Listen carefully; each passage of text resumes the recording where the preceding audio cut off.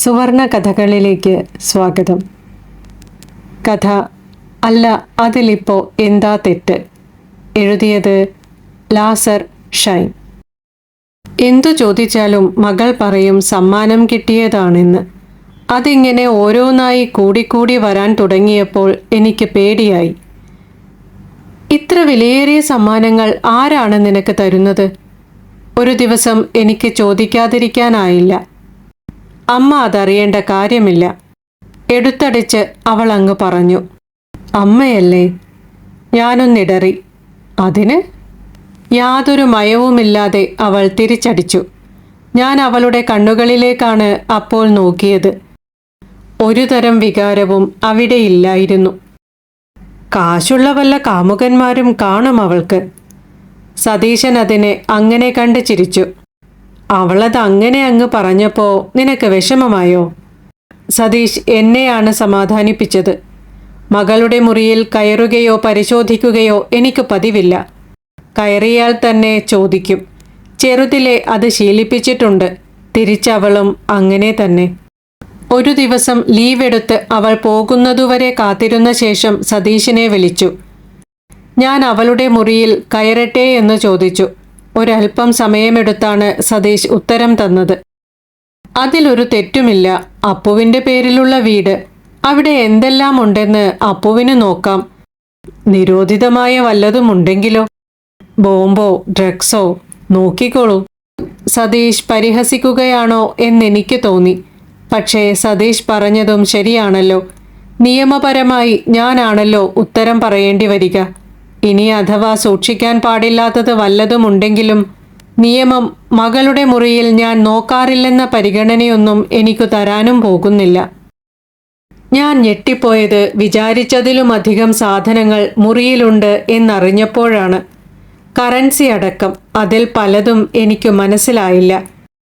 Condom ഒഴികെയുള്ളവയെല്ലാം നിരത്തിവെച്ച് ഒരു photo എടുത്ത് സതീശന് അയച്ചു. സതീഷ് പറഞ്ഞു, മുറി പൂട്ടി താക്കോൽ കയ്യിൽ വയ്ക്കാൻ. സതീഷ് വന്ന ശേഷം തുറന്നാൽ മതിയെന്ന്. മകൾ വൈകിട്ട് വന്നപ്പോൾ മുറി പൂട്ടിയിരിക്കുന്നത് കണ്ടു. അവൾ താക്കോൽ ചോദിച്ചില്ല. അടുക്കളയിൽ ചെന്ന് ഭക്ഷണമെടുത്ത് പതിവ് പോലെ ഇറങ്ങിപ്പോയി. സാധാരണ അവൾ കീയിട്ട് തുറന്ന് രാത്രി എപ്പോഴോ വന്നു കയറുകയാണ് പതിവ്. വാതിൽ ഞാൻ അകത്തുനിന്നു പൂട്ടി. ഇനി അവൾ മറ്റാരെങ്കിലുമായി വന്ന് ഞാൻ പൂട്ടിയ അവളുടെ മുറി ബലമായി തുറന്ന് അച്ഛൻ വരുന്നതിനു മുൻപ് തെളിവ് നശിപ്പിച്ചാലോ എന്ന് തോന്നി. 2 ദിവസം കഴിഞ്ഞാണ് സതീഷ് വന്നത്. സതീഷ് അവളുടെ മുറി തുറന്നില്ല. അവളെ വിളിച്ചു വരുത്തി.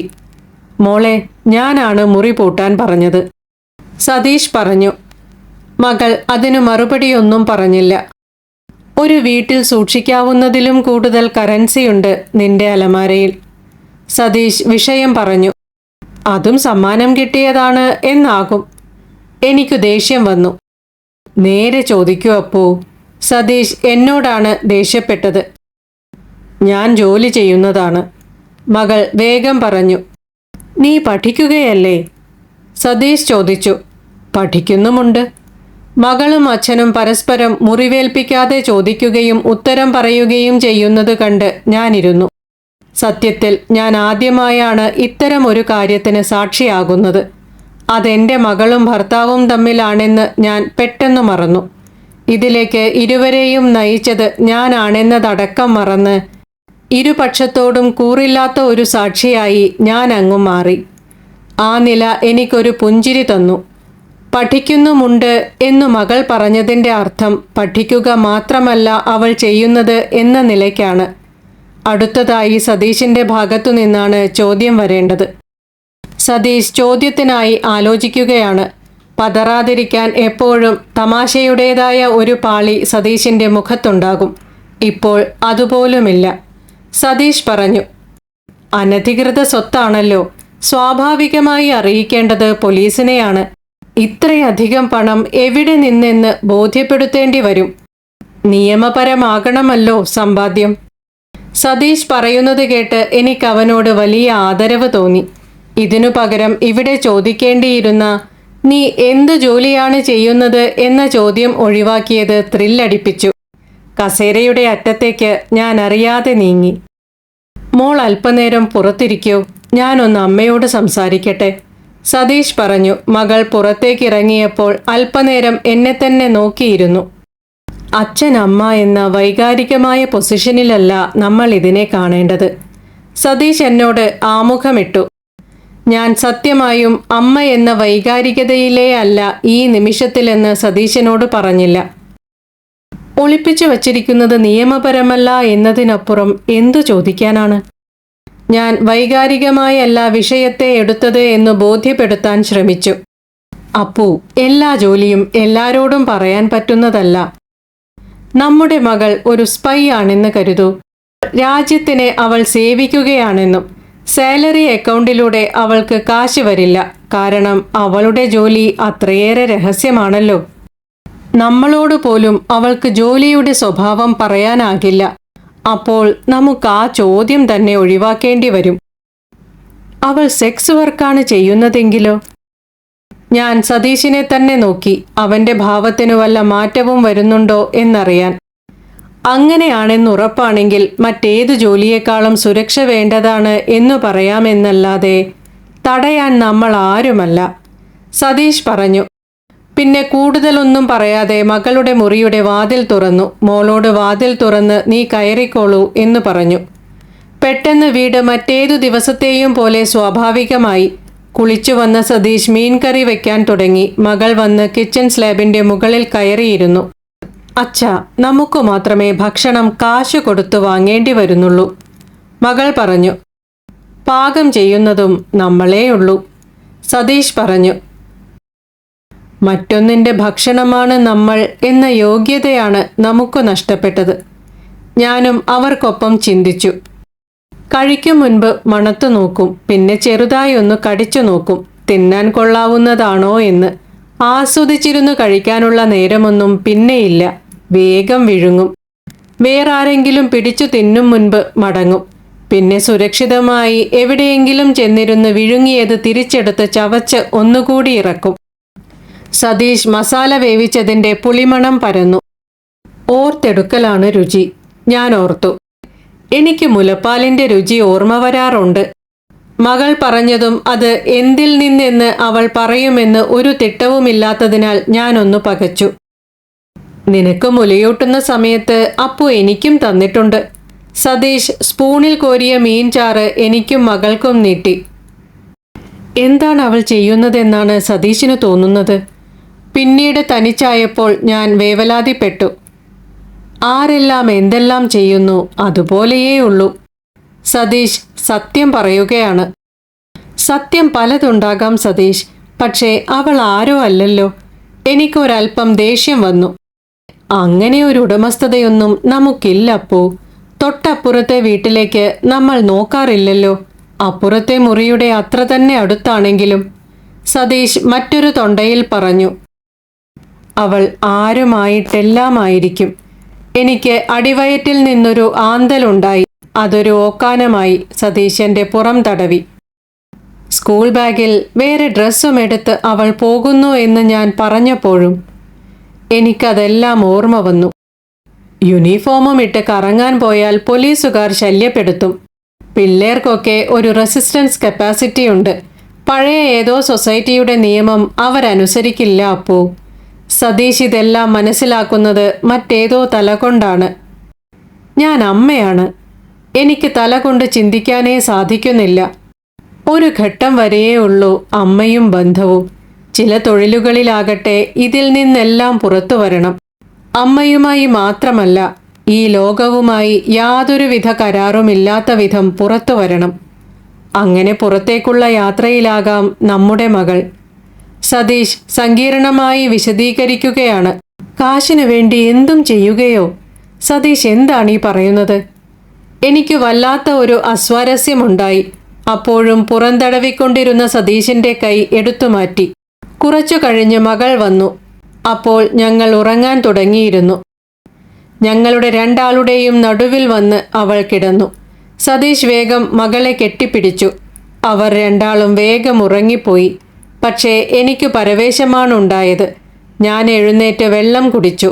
കസേരയിലിരുന്ന് ഇരുവരുടെയും ഉറക്കം നോക്കിയിരുന്നു. എനിക്കവളെ മകളായി തോന്നിയില്ല, ഒരു സ്ത്രീ. ഞാൻ സതീശിൻ്റെ കൈകളിലേക്ക് നോക്കി.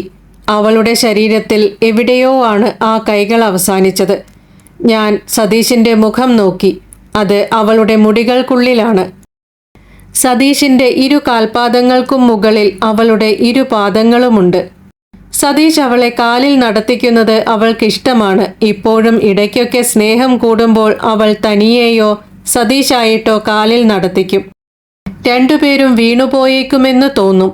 പക്ഷേ അവരൊരിക്കലും വീണുപോവില്ല. അവൾ പുറംതിരിഞ്ഞാണ് കിടക്കുന്നത്. എനിക്ക് അവരുടെ നടുക്കു കയറി കിടക്കാനാണ് തോന്നുന്നത്. ഇനി അവർ ഉറങ്ങാതെ കിടക്കുകയാണോ? ഞാൻ കണ്ണിമ ചിമ്മാതെ അവരെ നോക്കിയിരിക്കുകയാണ്.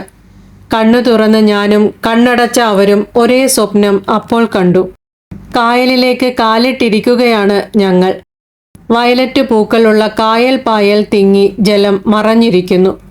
അച്ഛാ, നമുക്ക് നടന്നാലോ? അവൾ ചോദിച്ചു. അവർ രണ്ടാളും ആ പായലുകൾക്ക് മുകളിലൂടെ നടന്നു. കുറെ നടന്ന ശേഷം തിരിഞ്ഞു നോക്കി. ഞാൻ ആ കരയിൽ തന്നെ പേടിച്ചു നിൽക്കുകയാണ്. അവർ ഞാൻ വരാനായി കാത്തുനിന്നു. വയലറ്റ് പൂക്കൾ ചതച്ച് ഞാനും അവർക്കടുത്തേക്ക് നടന്നു തുടങ്ങി. പായലുകൾക്ക് മുകളിൽ കയറി കിടക്കുകയായിരുന്ന ഇതുവരെ കാണാത്ത വലിപ്പമുള്ള ചെമ്മീൻ ഉയർന്നു ചാടി മറ്റൊരിടത്തേക്ക് വീണു. അവർ നടക്കുന്നിടത്ത് ഞാൻ എത്തി.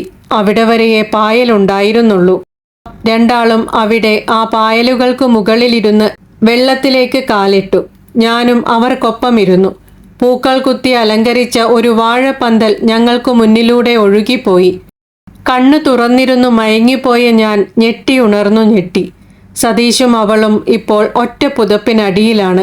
ആരാണ് ഇതിനിടയിൽ പുതച്ചതെന്നറിയില്ല. പച്ചയിൽ വയലറ്റ് പൂക്കളുള്ള പുതപ്പ്. രണ്ടാളുടെയും തല മാത്രമുണ്ട് വെളിയിൽ. ഞാൻ പതിയെ ആ പുതപ്പ് വലിച്ച് അവരുടെ ശരീരത്തിൽ നിന്നു മാറ്റി. അവരിരുവരും നഗ്നരായിരിക്കുമോ എന്ന ഭയം എനിക്കുണ്ടായിരുന്നു. നിർലജ്ജം ഞാൻ ആ പുതപ്പ് വലിച്ചു നീക്കി. മുൻപത്തെ പോലെ തന്നെ അവർ ഉറങ്ങുകയാണ്. ഞാൻ സതീശിൻ്റെ അടുത്തു ചെന്നു കിടന്ന് അവനെ കെട്ടിപ്പിടിച്ചു. അവൻ്റെ ശ്വാസത്തിൻ്റെ വേഗമളക്കാൻ പറ്റിക്കിടന്നു. ഏറ്റവും ശാന്തമായി അവൻ ഉറങ്ങുകയാണ്.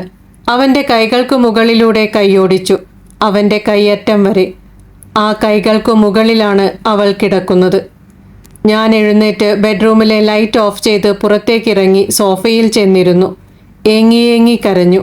എന്തിനാണ് കരയുന്നതെന്നു പോലും അറിയാതെ കരഞ്ഞു. കരച്ചിലൊന്നടങ്ങിയപ്പോൾ തിരികെ ചെന്ന് അവൾക്കിപ്പുറം കിടന്നു. ആ വയലറ്റ് പൂക്കൾ ഞങ്ങൾ മൂവർക്കും മുകളിലൂടെ വലിച്ചിട്ടു. അവളെ കെട്ടിപ്പിടിച്ചു. മകൾ, ഞാൻ ഉള്ളിൽ പറഞ്ഞു. മോളെ, ഞാൻ ഉള്ളിൽ വിളിച്ചു നോക്കി. പക്ഷേ ഉള്ളിൽ നിന്നല്ല വിളിക്കുന്നത് എന്നെനിക്ക് മനസ്സിലായി. വീണ്ടും എഴുന്നേറ്റ് ലൈറ്റിട്ട് കുടിക്കാൻ എടുത്തുവച്ച വെള്ളം കുറച്ചെടുത്ത് ഇരുവരുടെയും മുഖത്ത് തളിച്ചു. ഇരുവരും ഞെട്ടിയാണ് ഉണർന്നത്. രണ്ടാൾക്കും കാര്യം മനസ്സിലായില്ല. എനിക്കുറക്കം വരുന്നില്ല, ഞാൻ പറഞ്ഞു. നനഞ്ഞ ബെഡ്ഷീറ്റ് മാറ്റി വിരിച്ച് രണ്ടാളും അവരുടെ നടുക്കു പിടിച്ച് എന്നെ കിടത്തി. മകൾ ആദ്യവും സതീഷ് രണ്ടാമതും ഉറങ്ങിപ്പോയി. രണ്ടാളും ഇരുവശത്തു നിന്നും എന്നെ കെട്ടിപ്പിടിച്ചിരിക്കുകയാണ്. അവളുടെ മണം എനിക്ക് കിട്ടുന്നുണ്ട്. വിലയേറിയ പെർഫ്യൂമിൻ്റെയും നൈറ്റ് ക്രീമുകളുടെയും ഗന്ധം. ഞാൻ രാവിലെ വൈകിയാണ് എഴുന്നേറ്റത്. പുറത്ത് ഷട്ടിൽ കളിക്കുന്ന ശബ്ദം കേൾക്കുന്നുണ്ട്. ചൂടുവെള്ളത്തിൽ തേനൊഴിച്ച് ഞാൻ അതുമായി പുറത്തേക്കു ചെന്നു. തമ്മിൽ ഒരു തരം വാശിയുമില്ലാതെ കളിക്കുന്നതിനാലാകണം ഷട്ടിൽ താഴെ വീഴുന്നതേയില്ല.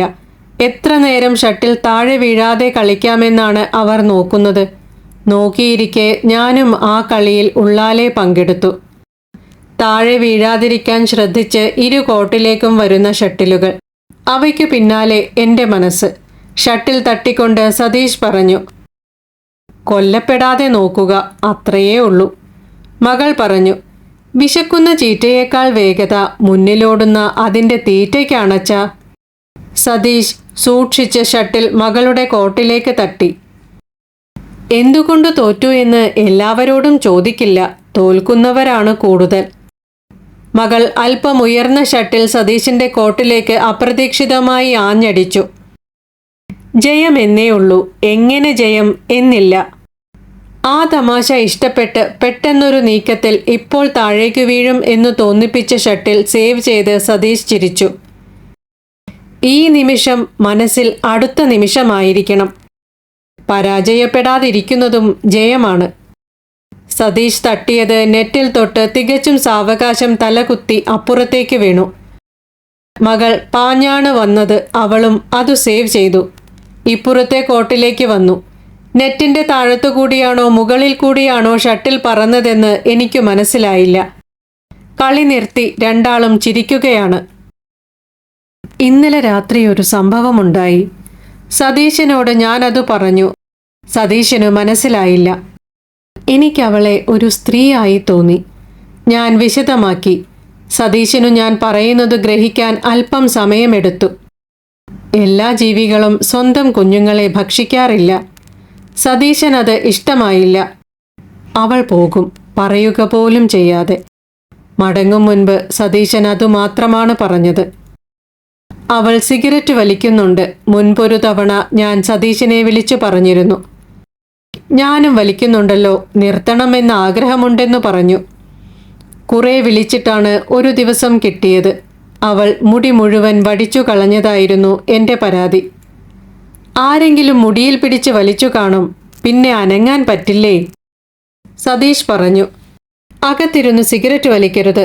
ഞാൻ അവളോട് പറഞ്ഞു. അവൾ പുറത്തേക്കിറങ്ങി അവിടെ നിന്ന് വലിച്ച് കുത്തിക്കെടുത്തി. കുറച്ചു ദിവസം മകളെ കാണാതായപ്പോൾ സതീശിനെ ഞാൻ വിളിച്ചു. മുറി തുറന്നു നോക്കാൻ സതീഷ് പറഞ്ഞു. മുറി പൂട്ടിയിട്ടുണ്ടായിരുന്നില്ല. ഞാൻ ആ മുറി തുറന്നു.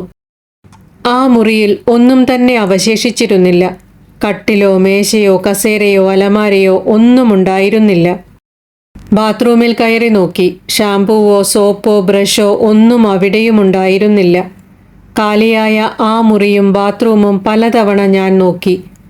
എന്തെങ്കിലും മറന്നുവെച്ചോ എന്നറിയാൻ. അവളുടെ മുടിനാരിഴയെങ്കിലും താഴെയുണ്ടാകും എന്നു ഞാൻ കരുതി. അതുമുണ്ടായിരുന്നില്ല. ചിലപ്പോൾ അവൾ രൂപം തന്നെ മാറ്റുമായിരിക്കും. തൊട്ടടുത്തു വന്നിരുന്നാൽ പോലും തിരിച്ചറിയാനാവാത്ത വിധം. മകളെ കാണാനില്ലെന്ന് സ്റ്റേഷനിലെത്തി പരാതി കൊടുത്തു. നിങ്ങളുടെ ഹസ്ബൻഡ് എവിടെയാണ് ജോലി ചെയ്യുന്നത്? അവിടേക്ക് പോയിട്ടുണ്ടാകുമോ? ഓഫീസർ ചോദിച്ചു. ഞാൻ സതീശനെ വിളിച്ചു, അയാളുടെ ജോലിസ്ഥലം അറിയാൻ.